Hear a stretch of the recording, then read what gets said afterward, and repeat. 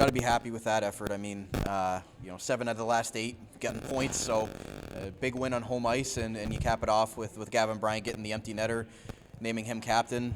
Just talk about the day as a whole. Well, I mean, I'm going to start with that story because I think that's a pretty good one here.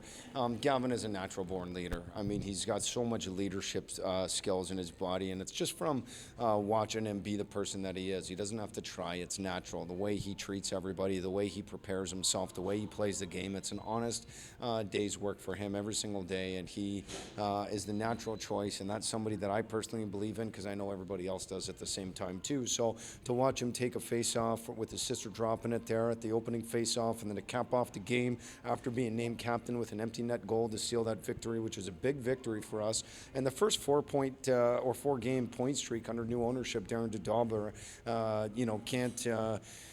can't be forgotten here. This is a big moment for the IceDogs, especially after trading away some of the older guys, getting it done, and then finding a way to get it done with the younger guys. I think that's a big game for us and a big message to the fans of this team here. Special teams was a big one tonight. You hold Barrie off the score sheet on the power play. That 5-on-3 kill was big. Just talk about the momentum that your penalty kill was able to give you, and then you even scored one on the power play as well. Yeah, and we talk about that being a sore spot there, but I think what we have is guys that are willing to buy in and play the right way rather than get on their own page. And, when you have a team like that, you can accomplish anything. But the penalty kill was huge and no bigger than Flores. Now 3 goals against combined in the last 2 games. I mean, that's a heck of a job that he's doing.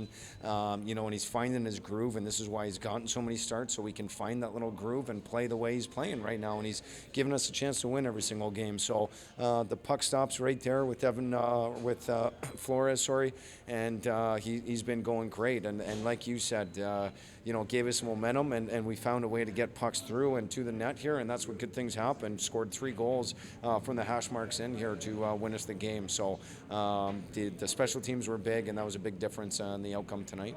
Ray was in tonight. What did you think of him? He's a big body up front and, gives you some versatility down low in the lineup. How did you think that he played in his first game? Well, overall, I think our management group gave us a great job of a core to grow and work with, but still remain competitive right now. And, Ray is going to be a guy that is one, I think he went perfect in the face-off circle, and we've been struggling with face-offs all year. So to add a piece just to be able to bring an element like that, I think is great. His puck protection skills were great. Very coachable and likable kid, buys into the message. I thought he had a big impact tonight, and to see him smiling and be a part of a winning hockey team with a bigger role is something great for a 17-year-old. So with him coming in, it was great to be able to utilize him, especially in a winning way, but he's going to be a big part of our mix here going forward, so it was great to blow the dust off the cover and see how he played because he passed with flying colors. And again, it's something you've been emphasizing in practice, trying to hammer it into these guys about just get pucks to the net, get guys in front with active sticks to be able to tip those in. You got 2 more tonight. Just talk about seeing the process start to come through and what you're hammering away at practice and finally starting to translate over to games. Yeah, it's just what you believe in. I mean, you need money, you got to go to the bank. You want to get some bread, you go to the bakery. You want to score goals, where do you got to go? Got to go to the net. So, I mean, once we start buying in the message and once you start seeing success, it catches fire and it's infectious around the room. So the last game, it was Paris scoring on a second chance. It was Levin scoring on a second chance. It was Stewart tonight scoring on a second chance. Paris scoring on the shot tip. I mean, these are the areas that we have to go to win battles and score goals. And the best players find a way to play on the inside of the ice, and perimeter players find a way to fizzle out. So you got a big heart and willingness to compete. That's where you're going to score goals, and that's what we've been doing for the last few games.